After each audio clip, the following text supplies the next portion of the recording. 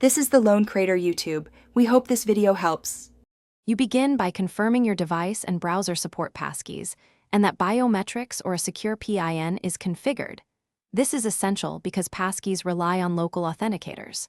Once done, open the account's security or sign-in methods and select Add Passkey.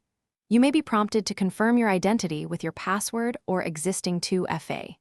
This step establishes the key pair on your device, so make sure you follow the prompts exactly to register the new passkey. Now complete the registration.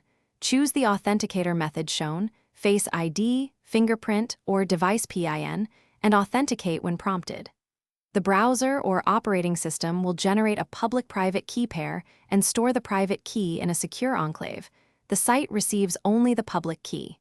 Make sure you allow permission requests and avoid interrupting the process.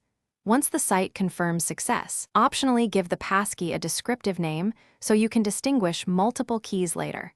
This helps when you manage to sign in, choose Use Passkey on the website or app, and authenticate with your biometrics or device PIN. You'll be logged in without typing a password because the site verifies the stored public key.